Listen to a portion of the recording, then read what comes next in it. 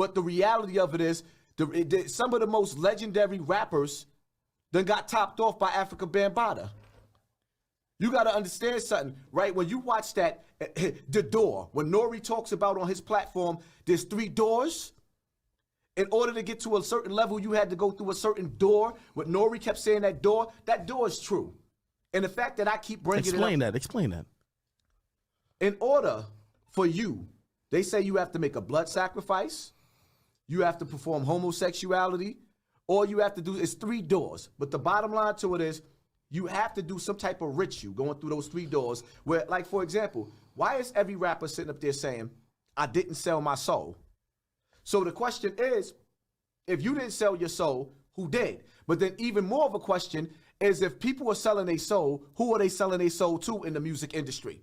Because everybody either said they sold their soul or I didn't sell my soul. So if you didn't sell your soul, you know somebody that did. Soulja Boy screaming, I ain't sell my soul. Okay, so who did? Even with Tekashi, when he broke down with you and him sitting there, you was looking at him sideways, and he was like, listen, in these streaming companies, in order for you to be successful, you have to sit down with somebody. Well, who's the somebody?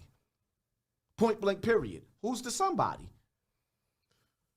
I'm trying to still remember that conversation. I mean, they're gatekeepers, though. Yes. Now, here's the thing.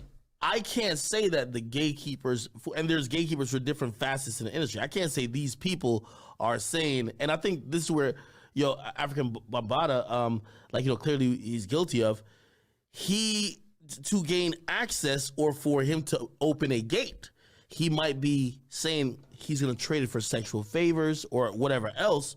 I'm not sure if everyone does that.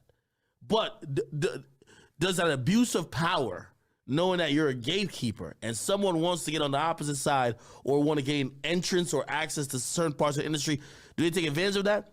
Shit, I've heard a lot of that. Have I witnessed it? No. But I've heard, and there's some, honestly, I even said one time, there's a few people that internal conversations, like people who's behind the scenes and who's in the industry, they all name like a few people, but you never hear them say it publicly. And the audience, if they heard those names, would be like, what are you talking about? And I was like, yo, damn. I felt that shit, maybe once I saw behind the veil of the industry, I'm like, wait, how come this is like universally known about these people, but the public don't know this shit at all? And maybe that's what you're talking about in terms of, well, maybe selling your soul is compromising yourself that you can't come out and reveal. Like, you came out and revealed something that, shit, some people could argue could have gotten you killed. Well, you got to keep in mind, I'm still fighting the war with these same people. Like, when people talk about why you didn't do nothing to Africa Bambaataa, like, first of all, you got to understand something. This is a dude that was laying low in Brazil. Brazil, the same place where they banned him from coming over there because he got locked up for touching a child over there. And I ain't got to say allegedly. Wait, Africa Bambaataa. Really? He was arrested for touching a child in Brazil. You see what I'm saying? But you got to listen.